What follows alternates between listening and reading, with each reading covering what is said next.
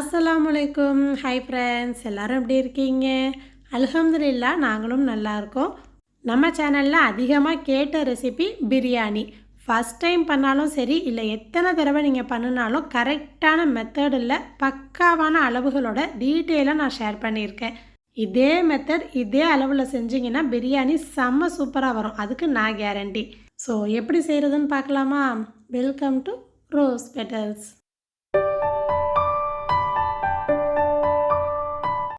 இன்றைக்கி 1/2 கிலோ அளவுக்கு மட்டன் பிரியாணி செய்யலாம்.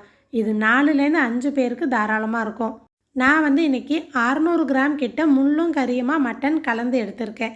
இப்போது அரிசி 500 கிராம் 1/2 கிலோ எடுக்கிறோம் அப்படின்னா இந்த மாதிரி 100-200 கிராம் மட்டன் அதிகமாக சேர்த்தாலும் நல்லாயிருக்கும்.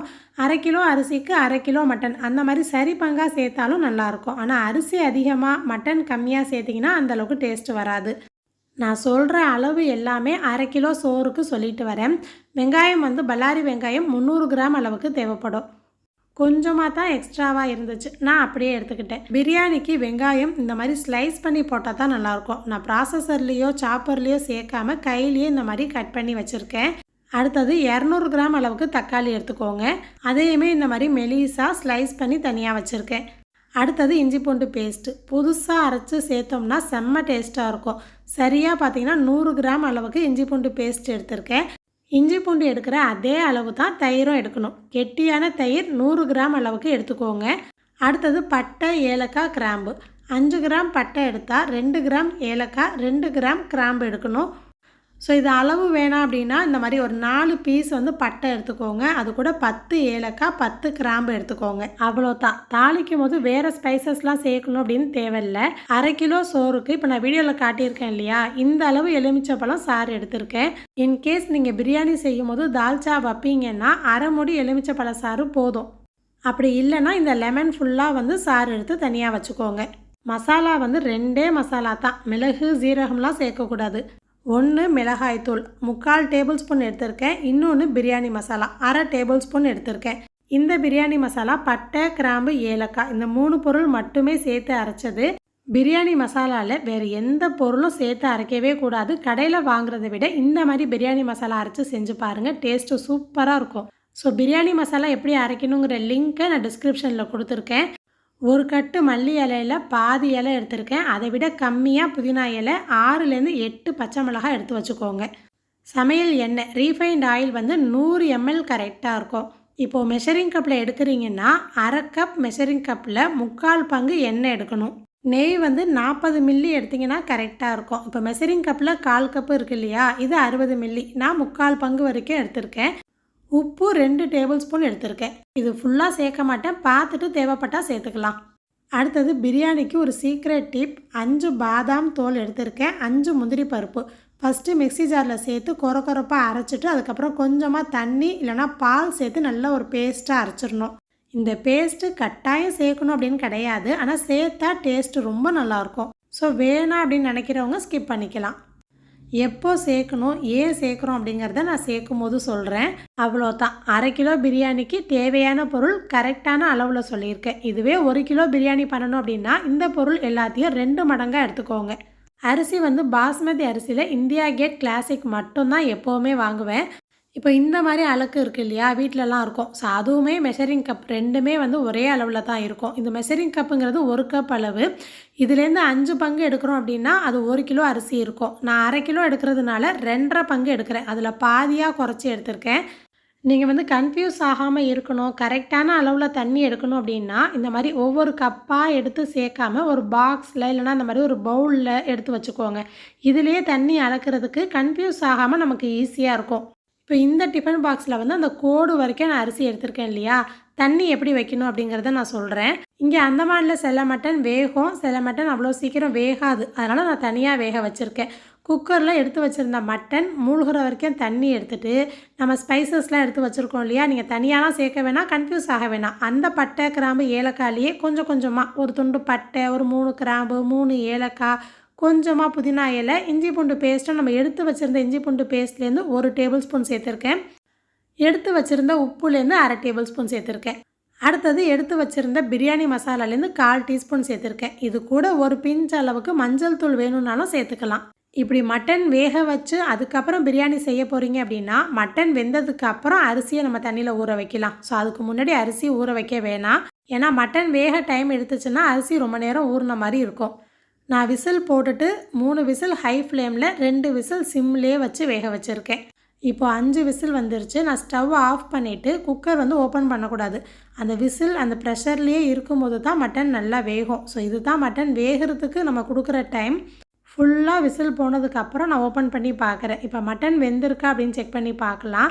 நான் கையை வச்சு பார்க்கும்போது நல்லா அசைஞ்சு வருது. ஸோ இந்த பக்கம் பார்த்தாலே தெரியுது இல்லையா? இந்த அளவுக்கு வெந்தால் போதும். அவ்வளோதான். அப்படியே மட்டன் எடுத்துகிட்டு பிரியாணிக்குள்ளே பாத்திரமும் வச்சுட்டேன். இப்போ தான் மட்டன் வெந்துருச்சு இல்லையா? இப்போ நம்ம அரிசியை களைஞ்சிட்டு ஊற வச்சிடலாம். நம்ம வெங்காயம்லாம் வதங்கி வர்றதுக்குள்ளே இந்த அரிசி ஊறுறதுக்கும் டைம் கரெக்டாக இருக்கும். அரிசி வந்து களையும் போது நல்லா அழுத்தம் கொடுத்து களையக்கூடாது. கை வந்து உரசுனாப்பில் எடுத்து களையணும். அப்போ தான் அரிசி உடையாமல் இருக்கும்.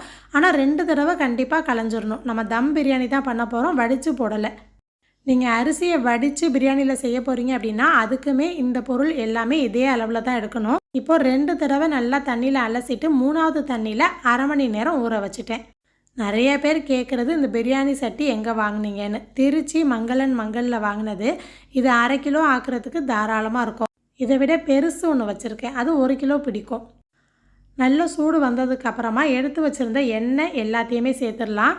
நெய் வந்து பாதி நெய் மட்டும் இப்போ சேர்த்துக்கலாம், மீதியை தம் போடும்போது சேர்க்கலாம்.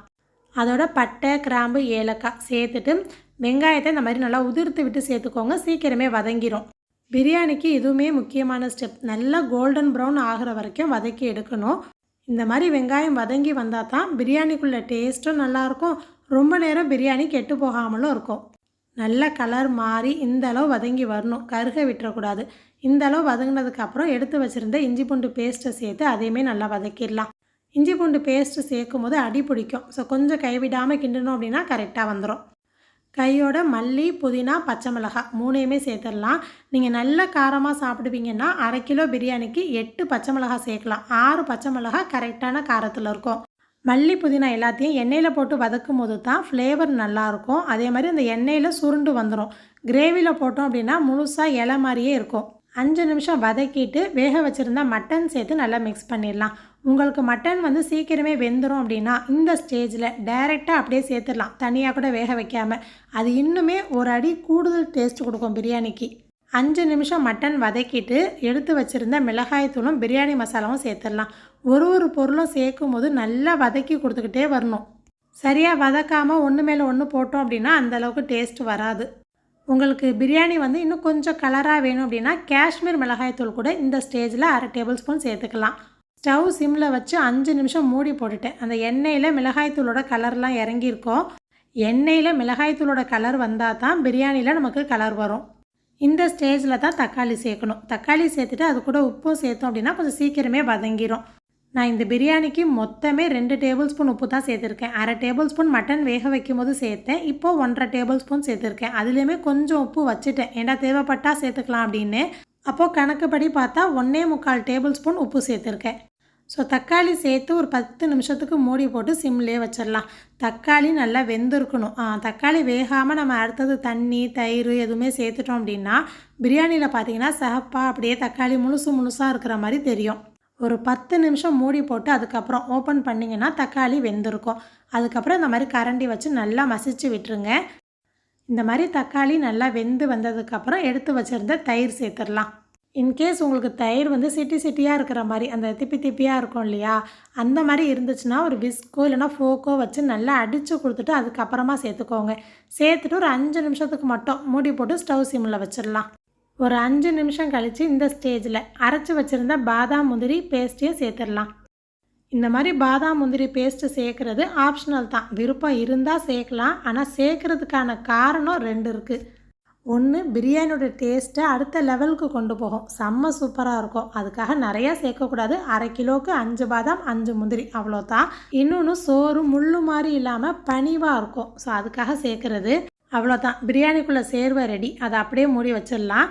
இப்போது தண்ணியோட அளவு பார்த்திங்கன்னா இந்த மெஷரிங் கப்பால் 1 கப் அரிசிக்கு 1.25 கப் தண்ணி எடுக்கணும். ஏன்னா நம்ம மட்டன் வந்து தண்ணியாக வேக வச்சு சேர்த்துருக்கோம். அப்போ மட்டன்லேருந்து தண்ணி விடாது. ஸோ இன்கேஸ் மட்டனோ சிக்கனோ டைரெக்டாக சட்டியிலே சேர்த்து வேக வச்சா அதுலேருந்து நமக்கு தண்ணி விடும், கிரேவி இன்னும் கொஞ்சம் அதிகமாக இருக்கும். அப்போது 1 கப் அரிசிக்கு 1.5 கப் தண்ணி வைக்கணும். இந்த மாதிரி தனியாக வேக வச்சு சேர்த்திங்கன்னா 1 கப் அரிசிக்கு 1.25 கப் தண்ணி வைக்கணும். இப்போ இந்த டிஃபன் பாக்ஸில் தானே அரிசி எடுத்தேன், அந்த கோடு வரைக்கும் அரிசி எடுத்துருந்தேன். அது வரைக்கும் ஃபஸ்ட்டு 1 கப் ஊற்றிட்டேன். 2வது டிஃபன் பாக்ஸில் 3/4 பங்கு சேர்த்துருக்கேன். மட்டன் வேக வச்ச தண்ணியோட தண்ணி மிக்ஸ் பண்ணி சேர்த்துட்டேன். கண்டிப்பாக பிரியாணிக்கு டைரெக்டாக பச்சை தண்ணி சேர்க்கக்கூடாது. தண்ணியே நல்லா கொதிக்க வச்சு அப்புறம் தான் சேர்க்கணும். ஸோ இந்த பக்கம் தண்ணியுமே கொதிச்சிருச்சு. இதை அப்படியே நம்ம சேர்வையில் சேர்த்துடலாம். நான் வீடியோவில் ஸ்டெப் பை ஸ்டெப்பாக சொல்கிறதுக்காக ஒன்று ஒன்றா காட்டுறேன். நீங்கள் வந்து சைட் பை சைட் தண்ணி வச்சுக்கிட்டு இந்த பக்கம் கிரேவி வச்சிங்கன்னா உங்களுக்கு சீக்கிரம் வேலை முடிஞ்சிடும். அடுத்தது ஊற வச்சுருந்த அரிசியை நல்லா தண்ணியை வடிய விட்டுட்டு சேர்த்துக்கோங்க. அரிசி சேர்த்ததுக்கப்புறம் எலுமிச்சை பழசாறு சேர்க்கணும், அப்போ தான் அரிசி உடையாது. அதே மாதிரி அரிசி சேர்த்துட்டு ரொம்ப நேரம் கரண்டி போட்டு கிண்டக்கூடாது. உப்பு செக் பண்ணி பார்க்குறதுனா இந்த ஸ்டேஜில் தான் பார்க்கணும். அரிசி சேர்த்ததுக்கப்புறம் கொஞ்சம் சுருக்குன்னு தெரியணும். எனக்கு வந்து 1.25 டேபிள் ஸ்பூன் கரெக்டாக இருந்துச்சு, அதனால் நான் எக்ஸ்ட்ரா சேர்க்கலை. கொஞ்சமாக வாயில் வச்சு பார்க்கும்போது உப்போட அளவு நாக்கில் தெரியும் அப்படின்னு சொல்லுவாங்க. அதுவே விழுங்கும் போது தொண்டையில் காரத்தோட அளவு தெரியும் அப்படின்னு சொல்லுவாங்க.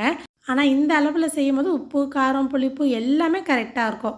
இந்த மாதிரி அரிசி தண்ணி திரண்டு வருது இல்லையா, இந்த ஸ்டேஜில் தம் போட்டுடலாம். நெய் தாளிக்கும் போது சேர்த்துட்டு மீதி கொஞ்சம் எடுத்து வச்சுருந்தோம் இல்லையா, அதுவுமே சேர்த்துட்டு அப்படியே மூடி போட்டாச்சு. அடியில் ஒரு தோசைக்கல் வச்சுட்டு 20 நிமிஷத்துக்கு அப்படியே விட்டுருங்க. இடையில திறந்து பார்க்கக்கூடாது. ஸோ இன்கேஸ் உங்களுக்கு கேப் இருக்குது முடியல அப்படின்னா ஒரு அலுமினியம் ஃபாயில் இல்லைனா வந்து துணி வச்சு கூட கவர் பண்ணிக்கலாம். எனக்கு வந்து இந்த சட்டியில் கேப் இருக்காது, அதனால் நான் அப்படியே மூடி போட்டுட்டு மேலே வெயிட் வச்சுட்டேன்.